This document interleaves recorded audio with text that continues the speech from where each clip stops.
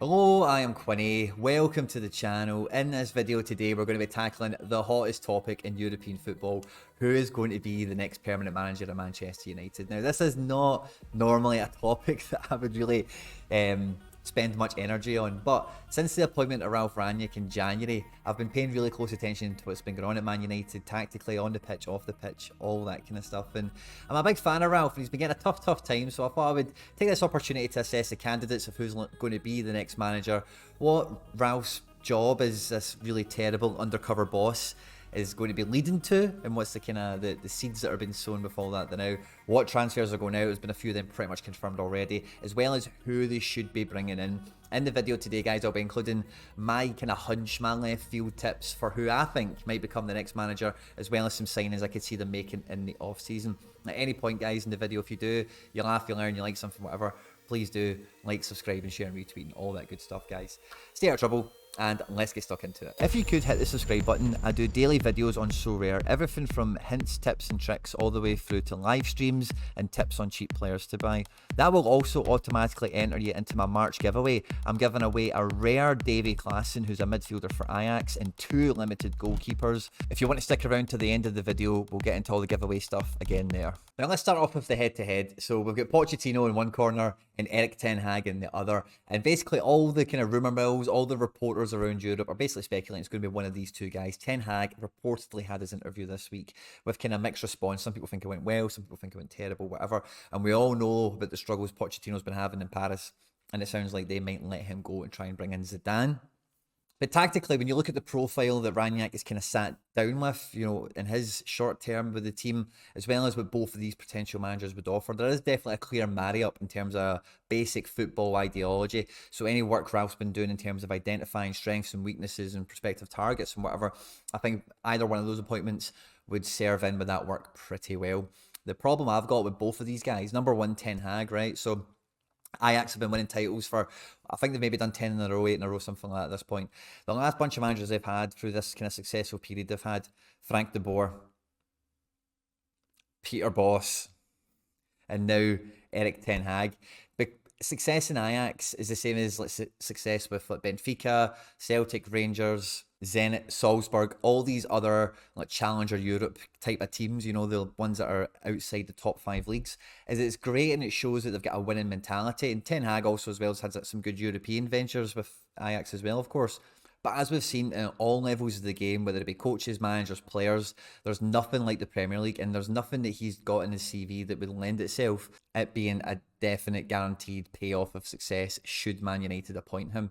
Now, there's a lot of things to like about Ten Hag. He spent a bit of time with Pep, he spent some time in Bayern and Ajax and all the rest of it, and it could work out pretty well. He's well thought of, and a lot of these managers, you know, Ten Hag in a way reminds me of Tuchel. I had similar reservations around Tuchel when he went into Dortmund, into PSG and Chelsea.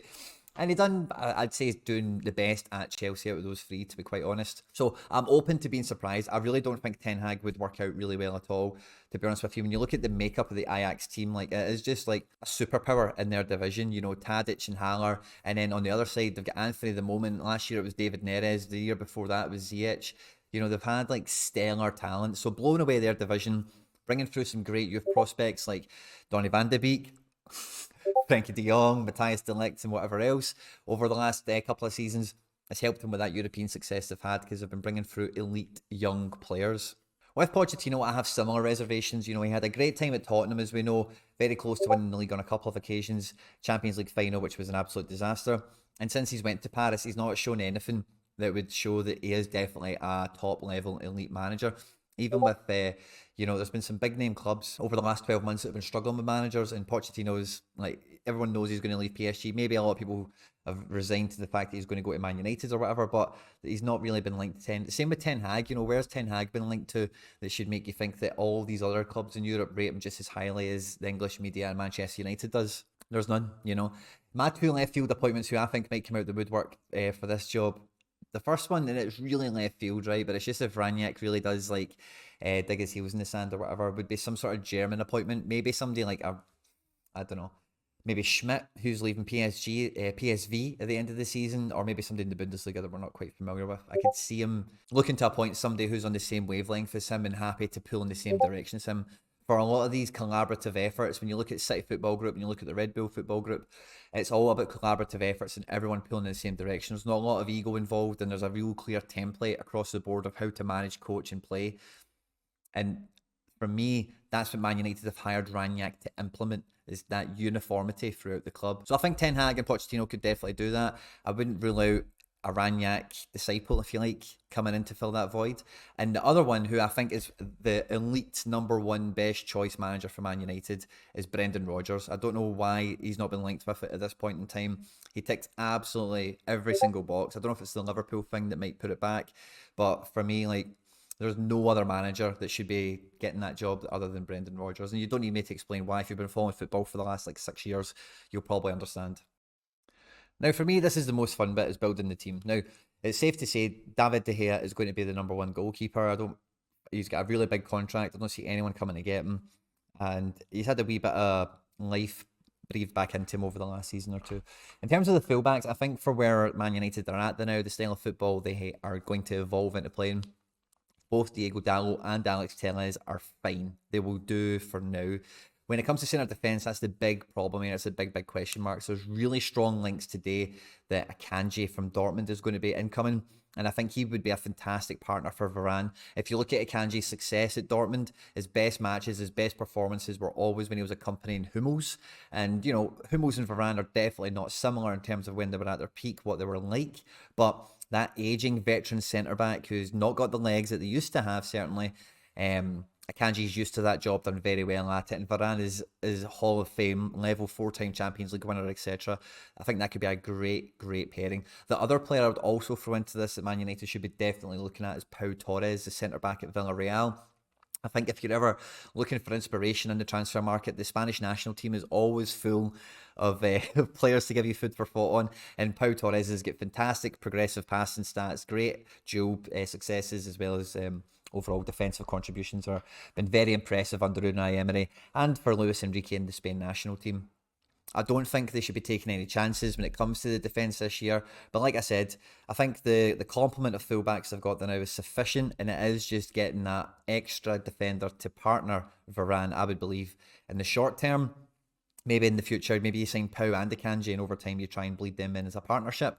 Maybe you buy both of them and just go from day one as a partnership. One of those ones. Now, in defensive midfield is the one that I think a lot of people love to fight and argue about in terms of who should come in, who's the best in the world, all that kind of stuff. Now, it has to be, from everything that's getting reported, Declan Rice, the #1 target. The amount of money that West Ham are quoting as an asking price and the back and forth they've had since the last couple of transfer windows, etc., I would find it unlikely that Man United do not push the envelope to get Declan Rice in this summer. But if they don't get him in, there's plenty of other alternatives that are much cheaper, that are definitely on paper can offer you similar benefits to the team. So the one that's been mainly linked is Amadou Haidara from RB Leipzig. Now, Haidara's a wee bit too injury prone for me to be thinking Man United are going to be putting all their eggs in one basket with him.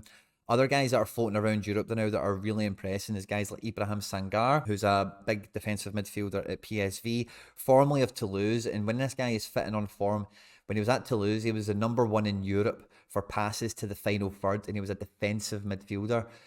Didn't get any big transfers or anything, ended up at PSV, and since he's been hitting form in the Eredivisie, passes to the final third has been a real staple of his game, as well as his physical dominance to win tackles, win balls in the air, etc.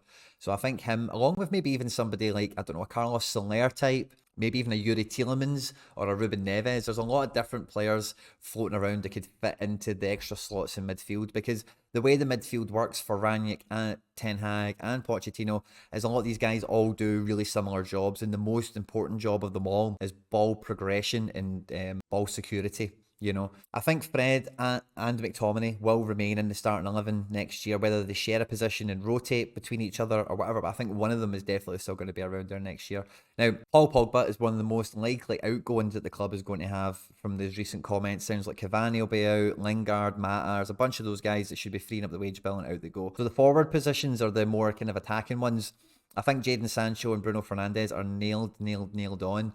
But with Martial being on loan to Sevilla, Marcus Rashford's future in question, and obviously all the stuff with Mason Greenwood and whatever else, there is definitely need for extra strength on the wide positions.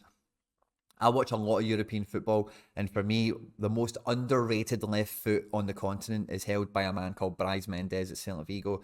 Again, in the Spain national team, very silky player. It's not really a winger. It's definitely much more of a centre midfielder that can float into the wide spaces and whatever. But if you watch a lot of Red Bull football, you'll see the guys in the wide positions are pretty much everyone in any Red Bull team. Formation is like a thing of the past. You know, it's a mindset that these teams and this evolution of football is slowly kind of coaching out of the game and coaching players how to be much better prepared, and have a much better awareness of pitch position and how it affects, you know, the board. It's almost like a chessboard kind of effect, you know. So I wouldn't rule out somebody like that coming in to fill in. The man of the moment now is Christopher Nkunku. If Man United are really serious, that's the attacking player that they bring in the summer. They go and they get Christopher Nkunku, spend a wad of money. They save the money from Declan Rice. They get somebody else who's just as good. And then they've got Sancho, Bruno, and Nkunku as their three behind the striker, which I think would be absolutely incredible. Other guys around Europe that I think would do that job really well, that are really underrated, is guys like Dani Olmo. Maybe there's a shout for somebody like Ousmane Dembele to come in here, maybe even a Griezmann, who knows, or Amin Gouiri of Nice. These guys are dropping incredible stats. They've got pace to burn, really technical, really clever players, and it's the clever players that can play in multiple positions. Now, up front, Ronaldo has to be leaving at the end of the season, we believe, doesn't he? If he does stay, his minutes will go down. There's no two ways about that. But let's imagine he leaves, okay? The centre forward to kind of accompany this team, if you think to Pochettino, his time at Tottenham when he was the most successful, of course, it's about Harry Kane and Son. When you think about Ten Hag and his team recently, it's been a front three of like Anthony, and I listed the players in the past that Anthony has succeeded, and then Sepp Haller and Dusan Tadic. So there's real clear through line between all three of these managers that we're talking about, Rangnick, Ten Hag and Pochettino, and their attacking kind of style, which is why I'm focusing on this.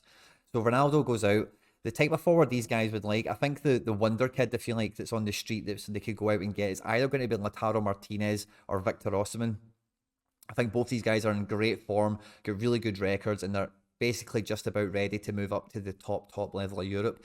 If they were to be sneaky and maybe try and get a prospect and try and bring them through, it might be somebody like a Darwin Núñez, maybe even an Alexander Isak. I wouldn't rule out there being some sneaky moves for maybe a Timo Werner from Chelsea before this Russia stuff that's going on, maybe even Kai Havertz. And if Ten Hag got the job, I would not rule out a move for Sepp Haller. You know, if they did build a team credible like this behind him, I think he would kill at Man United if he's full of confidence and got a manager that believes in him.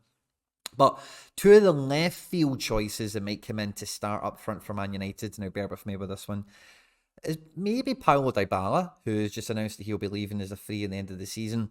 Or could it be time for the return of Memphis Depay? Oh, sounds like he's going to be leaving Barca. He's definitely got unfinished business with Man United. And I think if you built this team behind Memphis Depay, take Man United and his really brief history out of it, I think that's because Depay is desperate to be on the top stage, to be chasing down the top players in Europe and be seen as a top 5 player in Europe. That's what Depay, that's what his ambitions are, you know, and he would definitely see the Barcelona developments as a setback, and maybe a move like this to Man United helps kind of vindicate a bit of his legacy and allows him to create an amazing new legacy at Man United, who's the biggest and most historic club in world football in terms of images and brand and fans and all that. I think there's also big opportunities in the summer for them to maybe go and get somebody on the sneaky, on the cheap, maybe somebody like a Marcel Sabitzer, who I cannot believe that the crime towards football that why he went to Bayern Munich, it made no sense to start with, and it's not worked out at all. Or, again, if money was no option, you're going to just go for it big time. Lucas Paqueta, got to be the best box-to-box attacking midfielder in Europe at the moment.